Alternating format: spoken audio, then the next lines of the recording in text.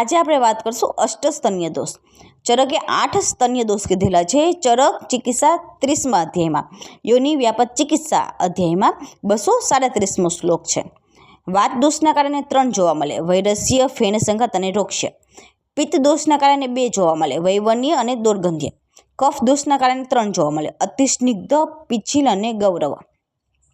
પહેલાં આપણે જોશું વૈરસ્ય સ્તન્ય. તો વૈરસ્ય સ્તન્ય ક્યારે થાય કે જ્યારે એને વૃક્ષાદિ આદિ ગુણના કારણે જ્યારે વાયુને પ્રકોપિત થાય અને સ્તનમાં જાય ત્યાં એને સ્તન્યને રસને દૂષિત કરી નાખે, એટલે કે વૈરસ્ય સ્તન્ય ઉત્પન્ન થાય.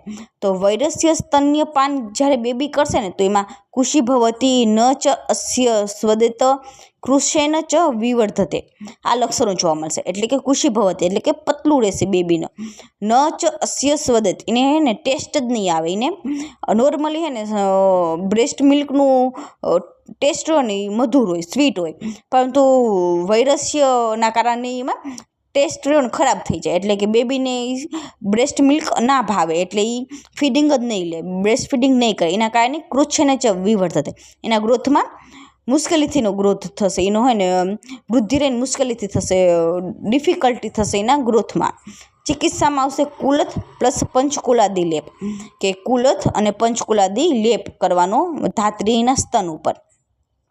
હવે જોશું ફેન સંઘાત, કે જ્યારે છે ને વાયુ પ્રકોપિત થાય અને સ્તનમાં જાય અને ત્યાં જે સ્તન્ય હોય એટલે કે બ્રેસ્ટ મિલ્ક હોય એને વિલોડન કરી નાખે.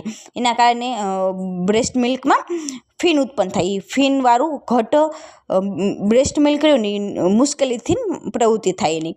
તો એમાં શું જોવા મળે, તો જો બેબી આવું ફેન સંઘાતવાળું સ્તન્યપાન કરશે તો એનામાં ક્ષામસ્વર, બદ્ધવીન, મૂત્ર મારુત, શિરોરોગ અને પીનસ જોવા મળશે. ચિકિત્સામાં અંજનાદી લેપ કરવાનો, કિરાતિકતાદી ક્વાથ પીવાનો અને એવાદી લેપ કરવાનો કીધેલો છે. ધાત્રીના સ્તન ઉપર અંજનાદી લેપ કરવાનો, એવાદી લેપ કરવાનો અને કિરાતિકતાદી ક્વાથનું પાન કરવાનું. તો આપણે ફિગર ઉપરથી યાદ રાખશું કે એક બેબી છે કે જે ટોયલેટ સીટ ઉપર બેઠેલું છે, એનું નાક છે ને એ લાલ થઈ ગયું છે, એટલે લાલ નાક ઉપરથી આપણે પીનસ યાદ રાખવાનું. એને આખો બ્લેક છે તો એના ઉપરથી અંજન કરેલું એમ યાદ રાખવાનું કે અંજનાદી લેપ. ટોયલેટ સીટ ઉપર બેઠેલું છે એના ઉપરથી બદ્ધવીન, મૂત્ર મારુત યાદ રાખવાનું. એનું છે ને ગળામાં ખરાશ થઈ ગયું છે એટલે વિક્સની ગોળી ચૂસે છે અને આ થોટ રેડ થઈ ગયું, તો ક્ષામસ્વર એટલે સ્વર ક્ષીણતા થઈ જાય. અને હાથેથી માથું પકડેલું છે તો શિરોરોગ. હવે આપણે જોશું વૃક્ષ સ્તન્ય, કે જ્યારે છે ને વાયુ પ્રકોપિત થાય એના વૃક્ષ ગુણના કારણે જે સ્તનમાં જે બ્રેસ્ટ સ્તનમાં જાય અને જે બ્રેસ્ટ મિલ્કમાં જે એનો સ્નેહ ગુણ હોય એનો નાશ કરી નાખે એના વૃક્ષતાના કારણે. એના કારણે સ્તન્ય બ્રેસ્ટ મિલ્ક કેવું થઈ જાય, વૃક્ષ ગુણવાળું થઈ જાય. જો બેબી આ વૃક્ષ સ્તન્યપાન કરે તો એનો બળનો હાસ થશે, એટલે કે એના બળની હાનિ થશે. એની ચિકિત્સામાં જીવકાદ્ય લેપ, એટલે કે જીવને 10 ઔષધ પ્લસ બૃહદ પંચમૂલની જે ઔષધ હોય એનો કલ્ક એનો લેપ કરવાનો કીધેલો છે. ધાત્રી એના સ્તન ઉપર જીવકાદ્યદી લેપ કરવાનો કીધેલો છે. હવે વિવર્ણ સ્તન્ય, તો વિવર્ણ સ્તન્ય કેના કારણે થાય કે પિત્તના કારણે થાય. જ્યારે ઉષ્ણાદી ગુણના કારણે જ્યારે પ્રકોપિત થયેલું પિત્ત સ્તનમાં જાય અને જ્યાં અહીંયા બ્રેસ્ટ મિલ્કને વિકૃત કરી નાખે, એટલે કે વિવર્ણ કરી નાખે, એનો રંગની ચેન્જ કરી નાખે, એટલે કે સ્તન્ય કેવા કલરનું કરી નાખે, બ્રેસ્ટ મિલ્કને નીલ પિત્ત અશિત એટલે કે બ્લેકિશ કલરનું કરી નાખે. અને જો આવું સ્તન્યપાન બેબી કરે તો એના વિવર્ણ ગાત્ર, એના અંગોમાં હે ને વિવર્ણતા આવી જાય, એટલે કે એનું ડિસ્કલરેશન થઈ જાય એના અંગોનું. સ્વિન એટલે કે પિત્તના કારણે એક્સેસિવ પર્સ્પિરેશન એટલે બહુ જ પરસેવો આવે.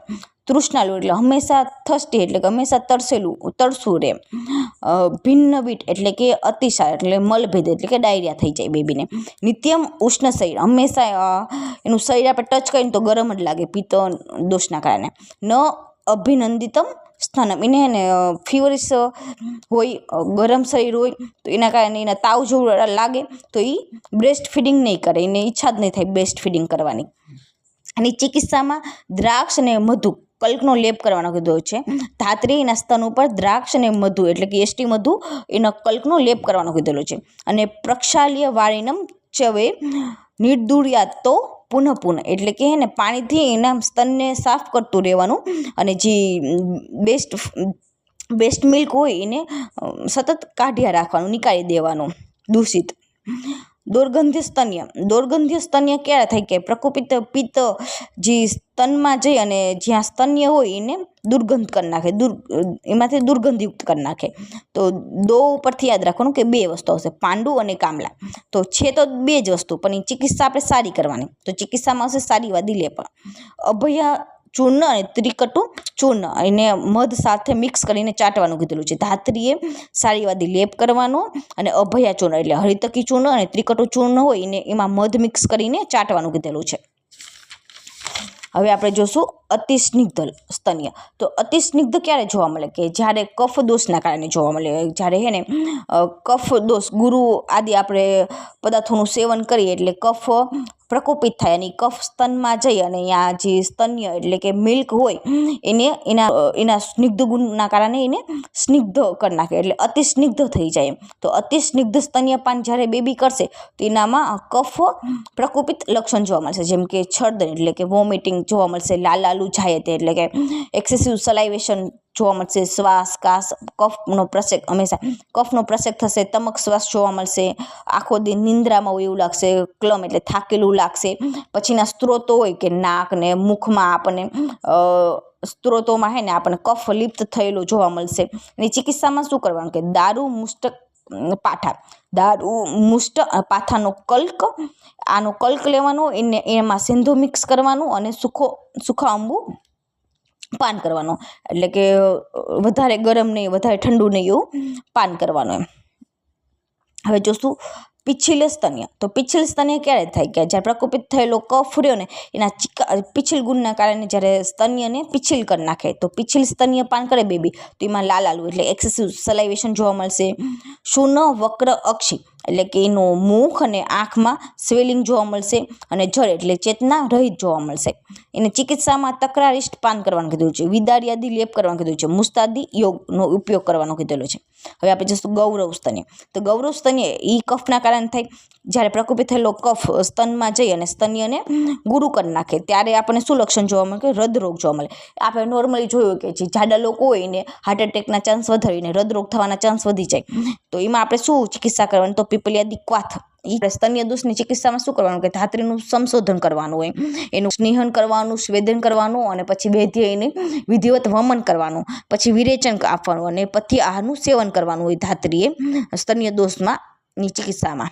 હવે આપણે જોશું હારિતે 5 કીધેલા છે. તો વાત દોષના કારણે અલ્પક્ષીર, પિત્ત દોષના કારણે ઉષ્ણ અને અમ્લ, કફના કારણે ઘન અને ક્ષારશીર. તો ઘનશીરથી ઉત્ફલિકા વ્યાધિ થાય એવું હારિતે કીધેલું છે, જ્યારે ક્ષારશીરથી ચક્ષુ રોગ થાય. થઈ ગયું. Thank you.